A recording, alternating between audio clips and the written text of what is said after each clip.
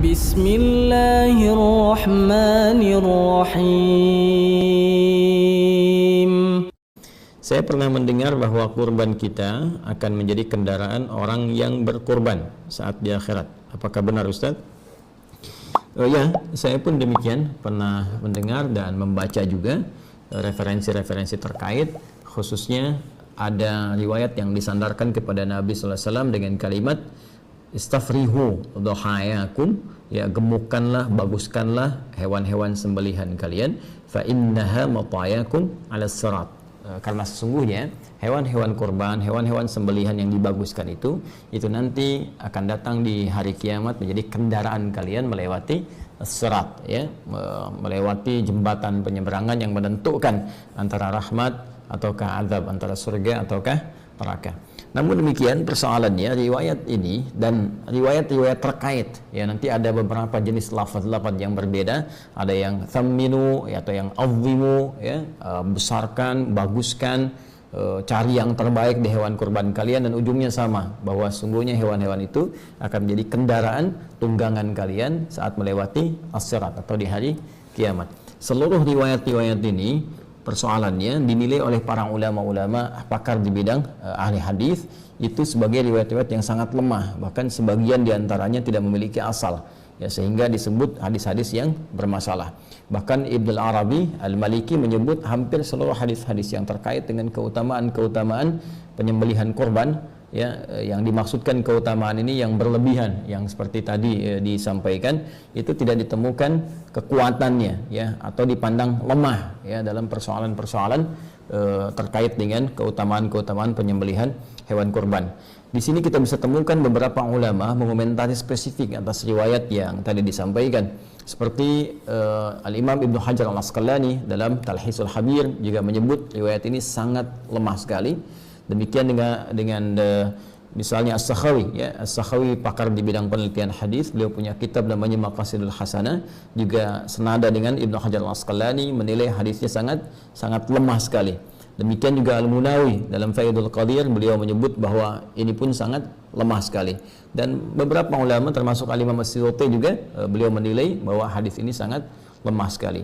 Namun ada yang menarik, beberapa komentar para ulama, sekalipun pandangan mereka menyebut bahwa ini riwayat-riwayat ini lemah, bahkan pada sebagian riwayatnya yang lain itu tidak ada asalnya, tidak ada ketersambungan kepada Nabi SAW, sehingga disebut dengan hadis-hadis yang palsu, hadis-hadis yang cacat sanad. Namun demikian, ada komentar yang sangat juga cukup bagus dari sebagian kalangan ulama yang menyebutkan bahwa boleh jadi perkataan-perkataan ini sesungguhnya bukan ingin menunjukkan maksud dari real aslinya ini menjadi kendaraan, tapi berupa majas atau kiasan, karena ungkapan-ungkapan dalam bahasa Arab itu seringkali juga bisa bermakna kiasan. Apa maksudnya? Maksudnya adalah hewan-hewan ini, ya, jika memang kita bisa mencari yang paling bagus, mencari yang paling baik, maka dimungkinkan pahalanya semakin bagus, ya, semakin baik, semakin banyak. Dan dengan banyaknya pahala ini yang akan memudahkan kita melewati as-sirat, karena timbangannya semakin besar, timbangan semakin banyak. Ya, bukankah kurban pertama yang diterima oleh Allah Subhanahu wa taala dari anak Nabi Adam alaihissalam adalah kurban yang terbaik, ya, kurban yang paling bagus, ya kan? Seperti disebutkan, diisyaratkan di Quran surah ke-5 Al-Maidah ayat 27 itu, ya, watlu alaihim naba abnai adam bil haqqi idh qarraba qurbanan fatuqbila min ahadihima, ya, wa lam yutaqabbal minal akhar. Dan bacakanlah Muhammad SAW, ajarkan kepada mereka kisah tentang dua anak Adam, ya, alaihissalam, dengan kisah yang sebenar-benarnya ketika mereka dimintakan oleh Allah Subhanahu wa taala untuk menunaikan ibadah kurban, ya, maka diterima yang satu, yang lainnya ditolak. Siapa yang diterima ini adalah anak Adam alaihissalam yang berkurban dengan hewan ternaknya, ya, dipilih yang paling bagus, yang paling gemuk, yang paling indah tampilannya, itu yang diterima. Sementara yang satunya lagi tidak mendapatkan penerimaan karena memilih kualitas yang paling jelek dari hasil perkebunannya.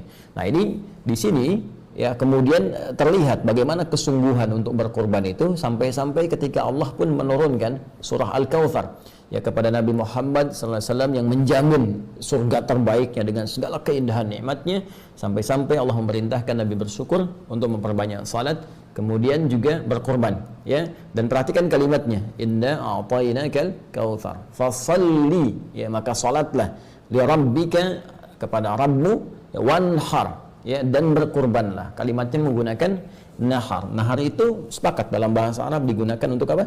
Unta, ya, hewan sembelihan untuk unta. Sedangkan unta tingkat yang paling tinggi, yang paling bagus, yang paling besar, yang paling banyak manfaatnya. Nah, ini memberikan isyarat kepada kita bahwa jika kita akan berkorban, maka dengan anggaran yang mungkin kita bisa keluarkan, cari yang paling bagus hewannya.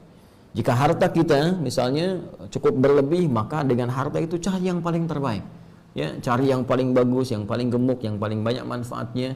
Maka dari situ apa yang bisa didapatkan? Keikhlasan kita dengan berkorban itu yang menjadikan pahala bisa berlipat. Dengan pahala berlipat, mizannya semakin kuat, semakin berat, dan dengan semakin berat ini, itu yang berpeluang kemudian menghadirkan ridha Allah Subhanahu wa taala, menutupi kesalahan kita sehingga mempercepat kita melewati sirat.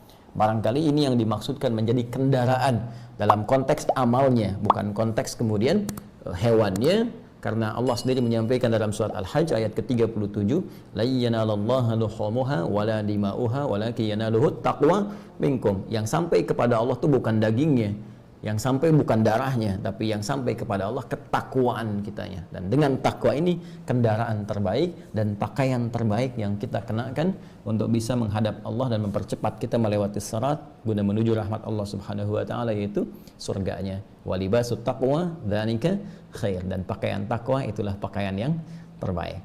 Jadi kita simpulkan dari segi sanad kualitasnya sangat lemah, bahkan bukan hanya sangat dhaif jiddan, tapi juga ada yang la aslalahu, nggak ada asalnya, ada yang palsu dan sebagainya.